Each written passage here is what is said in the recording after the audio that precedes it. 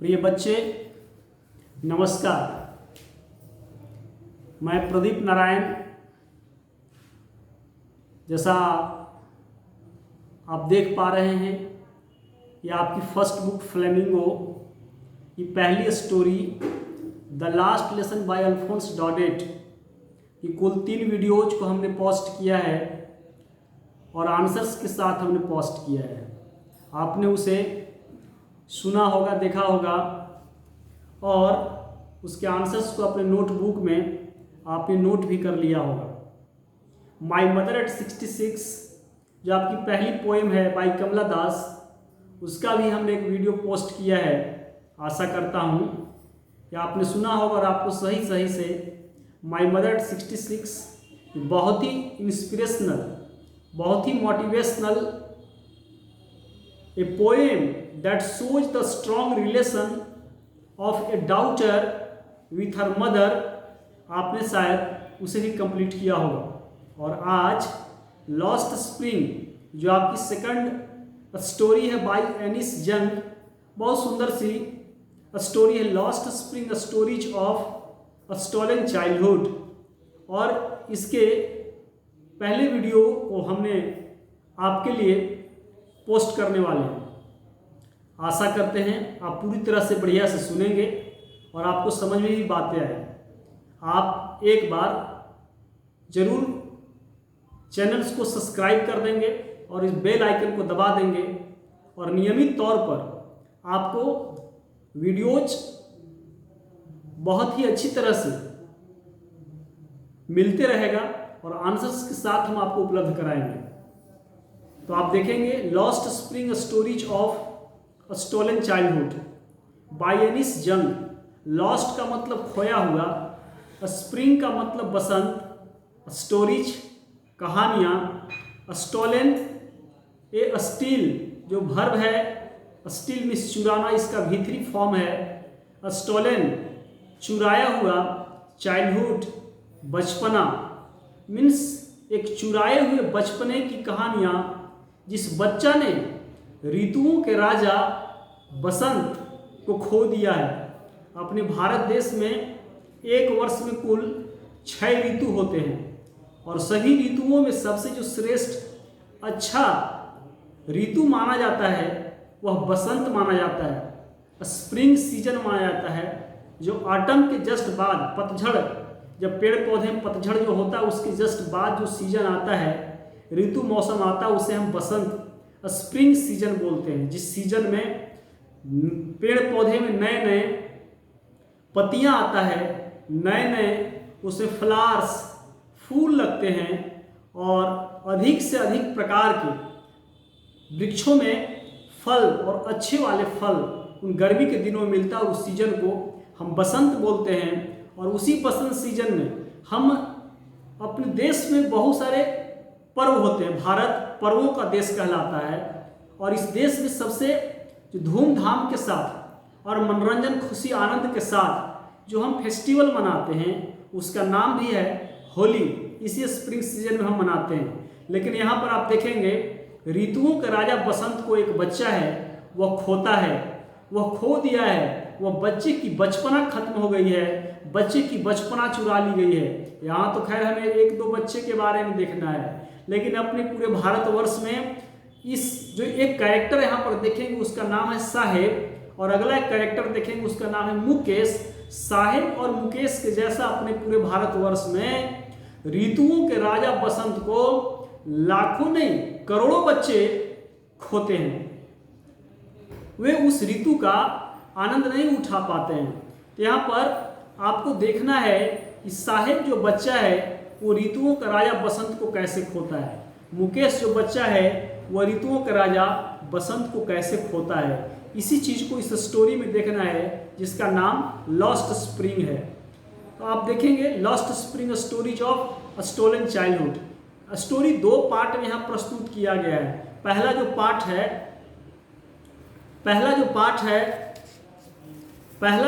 है इसमें साहेब के बारे में आपको देखना है। साहेब एक बच्चा है, वह एक रैग पिकर है। कूड़ेदानी को साहेब, कूड़े करकट को साहेब चुनता है। वह जो बच्चा है वह रैग पिकर है, कूड़े करकट चुनने वाला वह बच्चा है। जिस बच्चे का माँ, पिता, घर, परिवार, किसी चीज़ का कोई ठिकाना नहीं है। और दूसरा जो आप देखेंगे स्टोरी की जो सेकेंड पार्ट, उसमें एक बच्चा है, उसका नाम मुकेश है, और मुकेश चाइल्ड लेबर करने के लिए विवश है, बाल मजदूरी करने के लिए विवश है। और मुकेश के जैसे आप देखेंगे फिरोजाबाद यूपी में एक स्थान है, दिल्ली के करीब है, वहाँ पर मुकेश के जैसा हजारों ऐसे बच्चे हैं जो चाइल्ड लेबर करते हैं। चाइल्ड लेबर करने के लिए वो बच्चे विवश हैं, बहुत ही मजबूर हैं। और ऐसे बच्चों को आप जहाँ कहीं भी रहते होंगे तो आपने ऐसे बच्चों को बाल मजदूरी करते हुए देखा होगा, या शायद आप गरीब परिवार से आते होंगे तो आपको भी चाइल्ड लेबर करना पड़ा होगा। आपके घर परिवार अगल बगल के बच्चे चाइल्ड लेबर करते होंगे, वो ईंट भट्ठे पर काम करते होंगे, ट्रैक्टर्स में काम करते होंगे, होटल्स रेस्टोरेंट में वो काम करते होंगे, वो स्वीपर्स का काम करते होंगे, या किसी के घर बंधुआ मजदूरी के रूप में भी वो काम करते आपको शायद दिखाई देते होंगे। नहीं देते होंगे तो आप गौर कीजिएगा। यहाँ पर देखना है lost spring stories of stolen childhood की पहली पार्ट, जिसमें आपको देखना है साहेब के बारे में। साहेब का जो घर था वो बांग्लादेश, साहेब का घर था वो बांग्लादेश, जो भारत का पड़ोसी देश है, कोलकाता से सटा हुआ बांग्लादेश है। बांग्लादेश की कैपिटल जो राजधानी है ढाका के हरी भरी सुंदर से मैदान में उसका घर था। लेकिन आज स्थिति ऐसा है कि साहेब का घर परिवार अब वहाँ नहीं रहता है, वो भारत के सीमापुरी, जो दिल्ली के पेरीफेरी में एक एरिया क्षेत्र में एक स्थान है सीमापुरी, उस सीमापुरी में साहेब के घर परिवार, उसकी माँ और उसके परिवार और उसके जो अपने लोग हैं, रैग पिकर्स वाले जो फैमिली हैं, वो रहते हैं। साहेब को आप देखेंगे कि बहुत गरीब है, वह कूड़ा करकट चुनता है, लेकिन साहेब वांट्स टू स्टडी, साहेब पढ़ना चाहता है। इस पार्ट में और भी आप देखेंगे कि साहेब के जैसे जितने दूसरे जो बच्चे हैं जो रैग पिकर से कूड़ा करकट चुनते हैं, उनके पैर में चप्पल से नहीं होता है। ऐसे भी आप कूड़ा करकट चुनते हुए बच्चों को रोड में आपने देखा होगा, जिनके कंधे पर बोरा होता है और पैर में चप्पल से नहीं होता है, शरीर उनका पूरा सटा हुआ रहता है, माल न्यूट्रिशंस का, वो कुपोषण का शिकार वो बच्चे रहते हैं। दिनकर एक कवि हैं, और दिनकर कवि ने भिखारी नाम का एक पोएम लिखा है, एक हिंदी की कविता उन्होंने लिखा है, दिनकर भिखारी। जो कविता है उसका टाइटल है भिखारी। उसका जो लाइन शुरू होता है उसमें उन्होंने बताया है कि भिखारी के मार्मिक दृश्य को उस कविता में दिनकर जो कवि हैं, हिंदी के महान कवि हैं, उन्होंने दिखलाया है। पेट पीठ भयो एक, टेक लुकुठिया वह पथ पर आता, पत्तल चाटने को है वह विवश, कुत्ते लूटने को है तैयार। मतलब कितना मार्मिक सदृश है। भिखारी के बारे में उन्होंने दिखाया है कि भिखारी का पेट पीठ भयो एक, पेट और पीठ दोनों को मिला दीजिएगा तो एक हो गया है, इतना कमजोर, इतना पतला हो गया वो भिखारी। मीन्स आगे से आप देखिए या पीछे से आप देखेंगे भिखारी का कौन किधर पेट है और किधर पीठ है, कवि के हिसाब से प्रतीत नहीं हो पाता है, स्पष्ट नहीं हो पाता है। एक लुकुठिया, लुकुठिया मीन्स डंडा का वह सहारा लेता है, पथ पर आता है, पथ का मतलब रास्ता, भिखारी रास्ता पर आता है, रोड पर आता है। भिखारी इतना भूखा है, उसे भोजन नहीं मिला है कि किसी घर कोई पार्टी फंक्शंस हुआ है और उसे घर से जो पत्तल रोड में फेंक दिए गए हैं, उस पत्तल को चाटने को है विवश। और जब वह भिखारी पत्तल को चाट कर चाहता है कि मैं अपनी भूख को मिटा दूं, तो कुत्ते लूटने को है तैयार। पत्तल चाटना कुत्तों के अधिकार क्षेत्र के अंदर आता है। पत्तल को चाट कर कुत्ते अपने भूख मिटाते हैं, तो भिखारी जो ही उस पत्तल को उठाने को होता है, चाटने को होता है, कुत्ते उस पर बार्किंग करते हैं, भौंकते हैं और कुत्ते उसे पत्तल को चाटने नहीं देते हैं। इसी तरह का कुछ मार्मिक दृश्य यह रैग पिकर्स का भी होता है।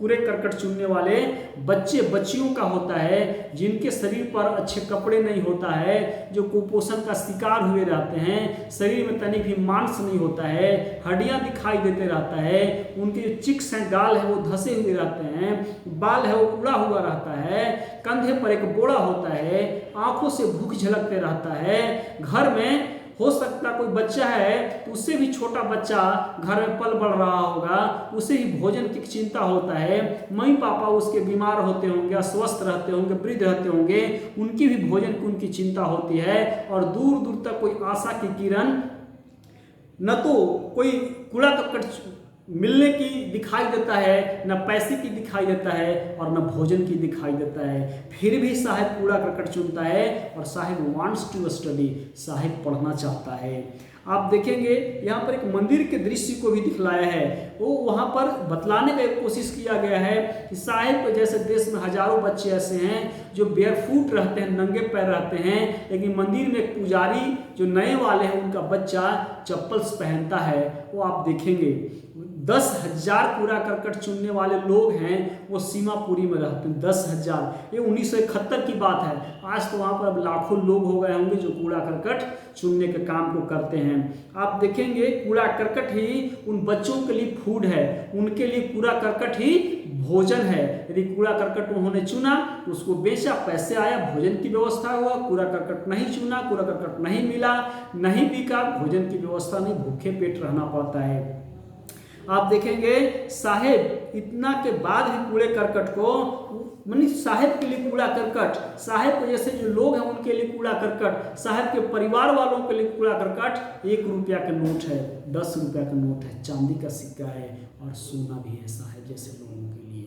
मिस कूड़े करकट को वह सोना के रूप में देखता है। साहेब टेनिस गेम खेलना चाहता है। आगे आप कहानी में देखें, साहेब टेनिस गेम खेलना चाहता है, लेकिन साहेब इज आउट ऑफ रीच।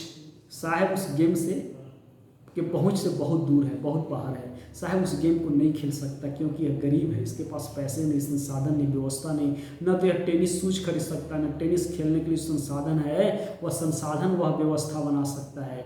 ध्यान देंगे साहेब की मजबूरी ऐसी है कि साहेब अब बेचारा चाय की दुकान पर काम करता है, उसका मालिक उसको खाना देता है और कुछ पैसे भी देता है, लेकिन साहेब से लेखिका एनिस जंग जब जानना चाहती है क्या साहेब उस काम को पसंद करता है, तो साहेब उस चाय वाली दुकान की काम को नहीं पसंद करता है। साहेब अपना कूड़ा करकट चुनने वाले काम को पसंद करता है, क्योंकि चाय की दुकान वाला जो ऑनर है, मालिक है, वो साहेब को अपने हिसाब से काम करवाता है। साहेब को सुबह सुबह वो उठाता होगा, देर रात को वह उसको सोने की परमिशन देता होगा, उसके बाद भी वह उससे हार्डवर्क दिन भर लेता रहता होगा। साहेब का फिजिकल हरासमेंट बहुत ज़्यादा होता होगा, फिर भी साहेब को वह चाय की दुकान पर काम थोड़ी सी मजदूरी के लिए करना पड़ता है। साहेब यही साराम बताता है कि नहीं, चाय की दुकान वाले काम से बढ़िया कूड़ा करकट चुनने वाला है, लेकिन कर ही क्या सकता है, यह मजबूरी है, यह पेट का सवाल है।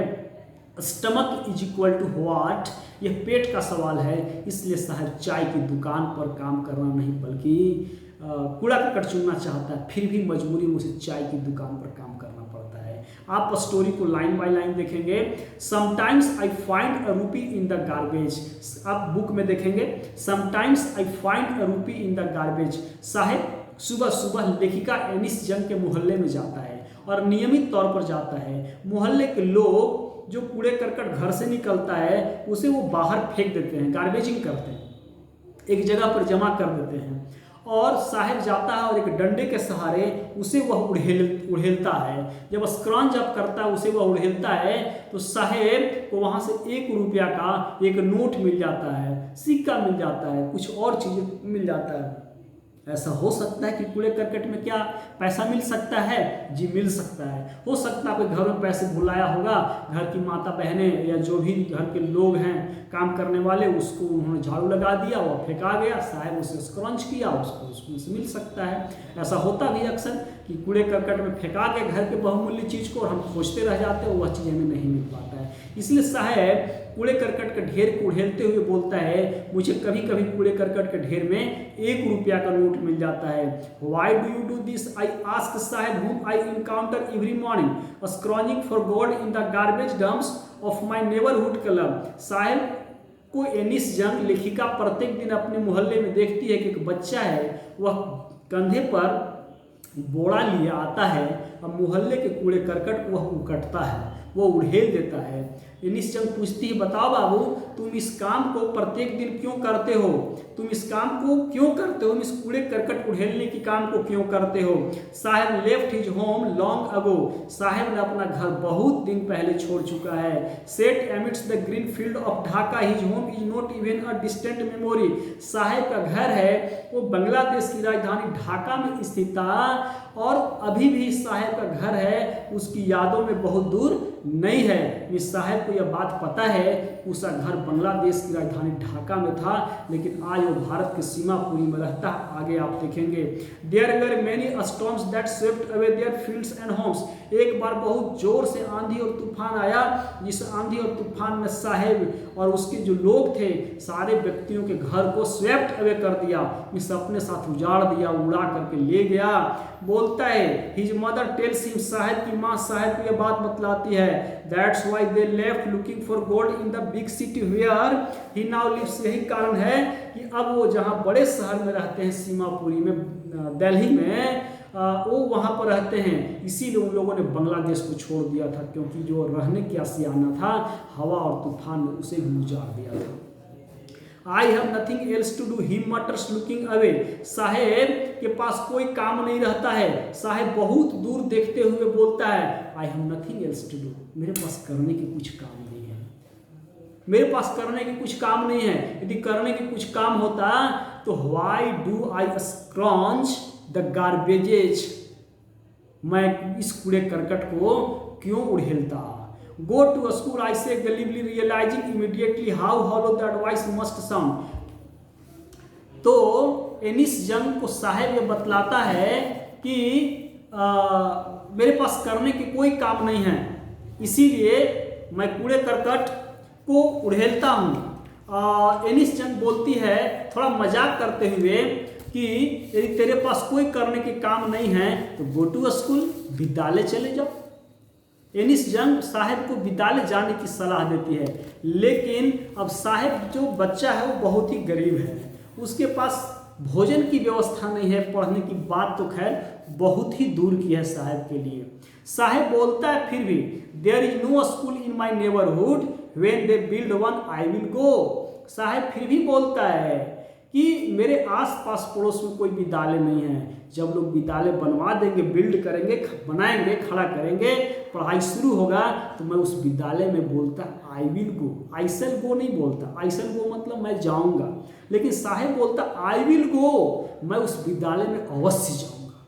साहेब कूड़ा करकट चुनता है, फिर भी साहब एक बड़ा सा ड्रीम है अबाउट एजुकेशन, अबाउट स्टडी, पढ़ने के बारे में, समझने के बारे में, अध्ययन के बारे में। साहिब वांट्स टू स्टडी, साहेब पढ़ना चाहता है, कूड़ा करकट चुनने के बाद भी साहेब पढ़ना चाहता है। ऐसा लोगों का ड्रीम होता है। जैसे अमेरिका के एक राष्ट्रपति हुआ करते थे, उनका नाम था अब्राहम लिंकन, आपने शायद सुना होगा, जानते भी होंगे कि वो एक लकड़हारे के बेटा थे।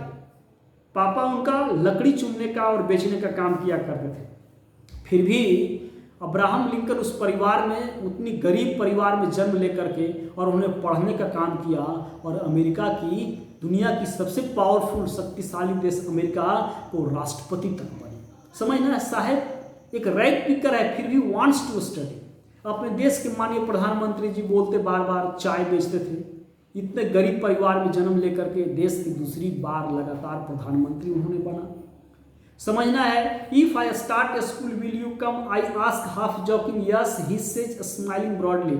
लेखिका एनिस जंग बोलती है बाबू साहेब यदि मैं एक विद्यालय शुरू करती हूँ तो क्या तुम मेरे विद्यालय में पढ़ने आओगे। साहेब बोलता है स्माइलिंग ब्रॉडली, लंबा चौड़ा मुस्कुराता जोर से, लगता है कि पढ़ने का वो मेरा सपना साकार हो जाएगा। साहेब जोर से मुस्कुराता है, यस मैं अवश्य जरूर आपके विद्यालय में पढ़ने आऊंगा।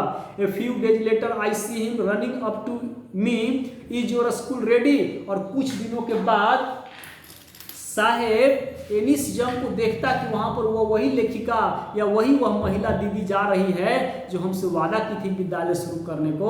मैं पूछ लेती हूँ, थोड़ा समय गुजर गया है, क्या उनका विद्यालय खुल गया, चालू हो गया, विद्यालय बनवा दिए, क्या पढ़ने आए, नामांकन के लिए आए।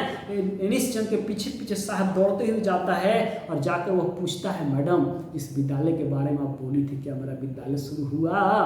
बोलता है it takes longer to build a school, I say embarrassed at having made a promise that was not meant but promises like mine abound in every corner of his bleak world. Anees Jung embarrassed हो जाती है, शर्मिंदगी महसूस करती है। क्यों शर्मिंदगी महसूस करती है? क्योंकि समय गुजरने के बाद भी वह विद्यालय नहीं बना पाई है। जो वादा वह साहब से की थी कि मैं एक विद्यालय बनाऊंगी, मेरे विद्यालय में तुम पढ़ने आना, तो वह विद्यालय अभी तक बन नहीं पाया है। और एनिस जंग यहाँ पर शर्मिंदगी और इसलिए महसूस करती है कि मेरे जैसे देश में हजारों लाखों बड़े बड़े लोग हैं जो इन गरीब छोटे छोटे जो बच्चे हैं, लापरवाह लावारिस जो बच्चे हैं, जो रैग पिकर्स हैं और इसके जैसे जो बाल मजदूरी और जो करने वाले बच्चे हैं, जो भोजन के लिए मोहताज हैं, कपड़े के लिए, आवास के लिए मोहताज हैं, ऐसे बच्चों के साथ बड़े बड़े लोग पर हमेशा बड़े बड़े वादाएं करते होंगे, लेकिन वह वादा कहीं पूरा नहीं होता होगा। ऐसे गरीब बच्चों के जीवन में बड़े बड़े वादाओं की कोई कमी नहीं है, लेकिन वह वादा कहीं पूरा नहीं होता है। इसे सरकार भी घोषणा अक्सर करते रहती है, मैं गरीबों के लिए यह फंड, गरीबों के लिए वह फंड, गरीबों के लिए यह योजना, गरीबों के लिए वह योजना। आजकल सुना है कि गरीब जो बेरोजगार लोग हैं उसके लिए 1 साल पहले ही लगभग सरकार ने घोषणा की बेरोजगारी भत्ता। आप कल्पना करो कितने लोगों को बेरोजगारी भत्ता मिला। यदि वह पैसा सच में सरकार के पास यदि दे ही सकती थी तो सरकार उन गरीबों के लिए रोजगार की व्यवस्था करती, भत्ता देने की व्यवस्था नहीं होती। आज़ादी के 75 वर्ष लगभग अब पूरे होने वाले हैं के बाद भी सरकार बेरोजगारी, भुखमरी, शिक्षा इत्यादि कई प्रकार की ज्वलंत समाज की समस्याएं 70 वर्ष पहले था, आज भी सरकार उठाती है। और सरकार बड़े लोग हैं अपना सरकार बनाते हैं, गरीब लोगों के पास जो समस्याएं हैं यथावत उनका बना रह जाता है। अगला चुनाव आएगा, पुनः मुद्दा वही रहेगा, लोग भावना में बहकर वोट करेंगे और मुद्दा बचा का बचा रह जाएगा। किसान के लिए पानी, बिजली, खाद इत्यादि की समस्या, बच्चों के लिए शिक्षा की समस्या और अस्वस्थ लोगों के लिए स्वास्थ्य की समस्या, बेरोजगारों के लिए रोजगार की समस्या, कहीं आवागमन के लिए सड़क की समस्या, ट्रांसपोर्ट की समस्या इत्यादि की समस्याएं यथावत का यथावत रह जाएगा और सरकार आते चली जाएगी, सरकार बनते चली जाएगी, बड़े लोग बड़े ही रह जाएंगे, गरीब लोग गरीब ही रह जाएंगे, रैग पिकर्स रैग पिकर्स ही रह जाएगा। इस तरह की समस्याएं जो पहले थी आज भी रह जाएगा, क्योंकि गरीबों को छला गया है, उनके साथ वादाएं किया गया है। जैसा आप लोग यहाँ पर लॉस्ट स्प्रिंग में आपने देखा एनिस जंग साहब के साथ वादा करती है। After months of knowing him, I asked him his name, साहेब-ए-आलम, he announces। लेखिका एनिस जंग साहब को बहुत दिनों से देखती है, तो एक दिन उसका नाम पूछती है, बाबू व्हाट्स योर नेम, तेरा नाम क्या है। साहब अपने नाम को साधारणतया बतलाता नहीं है, वह नाम को अनाउंस करता है, घोषणा करता है, स्वाभिमान के साथ बोलता है, माई नेम इज साहेब-ए-आलम, मेरा नाम साहेब-ए-आलम है। बोलता है he does not know what it means, if he knew its meaning, the Lord of the universe, he would have a hard time believing it। एनिस Jung बोलती है साहेब अपने नाम के अर्थ को नहीं जानता है, काश साहेब अपने नाम के अर्थ को जानता तो उसका नाम का अर्थ होता the Lord of the universe. Lord का मतलब मालिक, भगवान, ऑफ मीन्स का और यूनिवर्स का मतलब ब्रह्मांड, इस पूरी दुनिया का मालिक उसके नाम का अर्थ है। लेकिन यदि कोई उसे बतलाए कि तेरे नाम का अर्थ लॉर्ड ऑफ द यूनिवर्स है, सारे जहां का मालिक है, सबका मालिक है, तू भगवान के जैसा तेरा नाम का अर्थ है, तू भगवान तेरे नाम का अर्थ है, साहब को शायद यह बात का विश्वास भी नहीं होगा। Unaware of what his name represents, he roams the streets with his friends, an army of barefoot boys who appear like the morning birds and disappear at noon. Over the months I have come to recognize each of them। साहेब अपने नाम के अर्थ को नहीं जानता है, आपका भी कुछ नाम होगा, उसका नाम का अर्थ होगा, हमारा भी कुछ नाम है, इसका नाम का एक अर्थ है। सर राम बोलते हैं तो बड़ा प्यार से नाम लिया जाता है, लक्ष्मण बोलते हैं तो थोड़ा क्रोध आता है, तेवर आता है, ठीक उसी वक्त धर्मेंद्र बोलते हैं, महेंद्र बोलते हैं तो ताकत का बोध होता है, हनुमान बोलते हैं ताकत का बोध होता है। नाम का एक अपना अर्थ होता है, जैसे किसी का नाम दीपक है तो उसमें दीपक का गुण होना चाहिए, दीपक नाम है और वह उल्टा काम कर रहा है। दीपक का क्या गुण होता है, दीपक जलता है, दूसरे को रोशनी प्रदान करता है, अंधकार को दूर करता है, खुद वह अंधेरे में रहता है, फिर भी दूसरे को प्रकाश देता है। लेकिन किसी का नाम दीपक है और वह उल्टा काम करे, वह किसी को मारे, कष्ट दे, दुख दे, किसी को अंधकार में रखे, अपने प्रकाश में रहे, तो वह दीपक का गुण नहीं है। तो यहाँ पर आपको समझना है कि साहेब अपने नाम के अर्थ को नहीं जानता है और नहीं जानते हुए वह ऐसे बच्चों के समूह के साथ गलियों में भटकता है। जो बच्चे बेयरफूट रहते हैं, नंगे पांव रहते हैं, नंगे पैर रहते हैं, उनके पैर में कोई जूते और चप्पल नहीं होते हैं, और वो बच्चे सुबह की चिड़िया के भांति एक ग्रुप में सुबह सुबह दिखाई देते हैं और दोपहर में गायब हो जाते हैं। चिड़ियों को आपने ग्रुप में सुबह ही देखा होगा या शाम को देखा होगा, बाकी दिन भर वो चिड़ियाँ बिखर जाते हैं अपने भोजन के तलाश के लिए।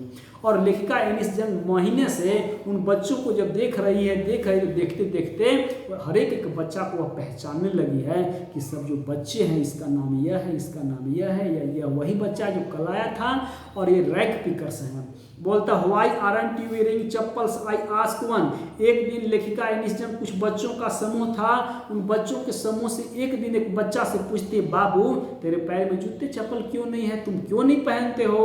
My mother did not bring them down from the self means अलमीरा, ही answers simply.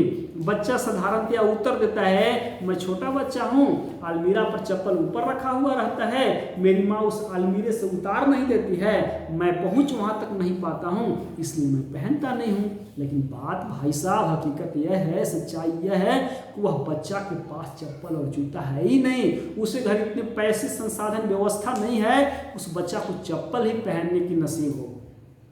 Even if she did, he will throw them off at another who is wearing shoes that do not match। वहाँ पर एक बच्चा था जो जूते पहने हुए था, लेकिन उसके दोनों जूते थे, दो पैर में लगे हुए थे और वह जूते मैच नहीं कर रहा था। इस एक लाल था तो पीला था, एक पीला था, एक उजला था तो एक काला था, एक रिबॉक था एक बाटा का था, एक श्रीलेदर का था तो एक नाइक का था। इस तरह से एक नया था तो एक पुराना था, कुछ न कुछ वो उसके बीच अंतर था। वह बच्चा बोलता है ना, एक मम्मी ना उतार नहीं देती है, यदि इसकी मम्मी उतार देगी ना तो पहनता नहीं है, उसको ना फेंक देता है, इसीलिए इसकी मम्मी ना उतार नहीं देती है, ऐसा वह बोलता है। लेकिन यहाँ पर इसमें सच्चाई नहीं है, सच्चाई यह है कि उसकी मम्मी उतारेगी क्या, जूता तो घर में, चप्पल है ही नहीं। बोलता when I comment on it he shuffles his feet and says nothing I want shoes. जब एनिस जंग कमेंट करती है तो वहाँ पर बच्चे हैं ना, वो अपने अपने पैर को सफल्स करने लगते हैं, इधर उधर हिलाने लगते हैं, छुपाने का कोशिश करते हैं कि उसे भी देख करके और लेखिका कुछ कमेंट ना कर दे, मजाक नहीं कर दे। बच्चे अपने पैर को छुपाने लगते हैं और बोलता बच्चा कि मैं जूता या चप्पल पहनना चाहता हूँ। Says a third boy who has never owned a pair all his life. तीसरा बच्चा बोलता है कि मैं जूता या चप्पल पहनना चाहता हूँ। जिस बच्चे ने अपनी पूरी जिंदगी में जूता या चप्पल पहना ही नहीं है।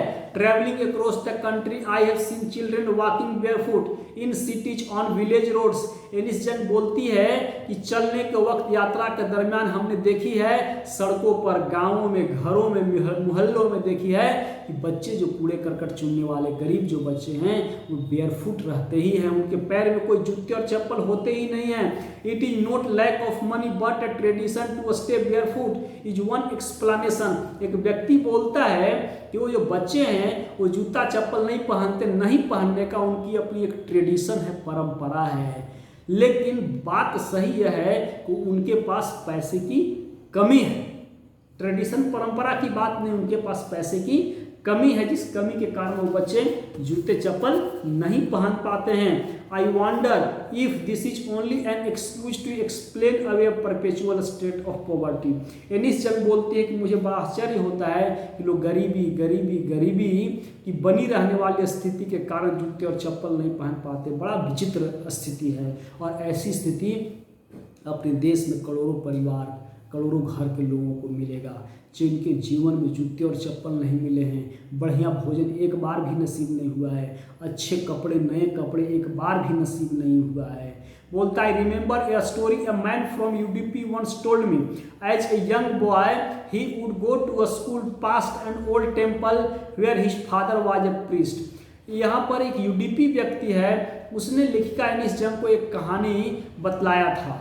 बोलता है एक मंदिर था, मंदिर में एक पुजारी था, और पुजारी का एक बेटा था, आगे आप देखेंगे। बोलता he would stop briefly at the temple and pray for a pair of shoes.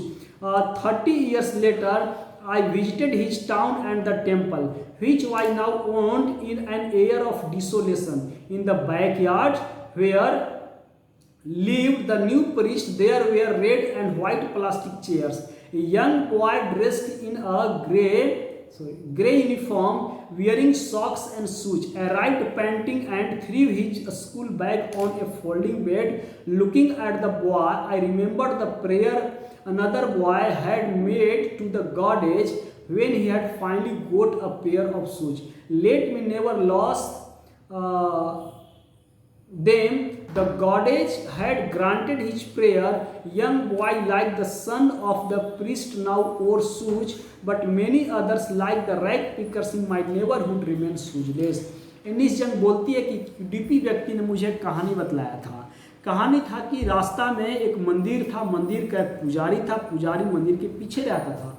उसका एक बेटा था, वो विद्यालय जाने के वक्त उस मंदिर के देवी देवता से नंगे पैर विद्यालय जाया करता था। मंदिर के देवी देवता से मंदिर के दरवाजे पर खड़ा होकर हाथ जोड़कर विनती किया करता था, हे देवी देवता, एक जोड़ा जूता या चप्पल दे दा। पूजा करते गया, प्रार्थना करते गया, उसे नहीं मिला।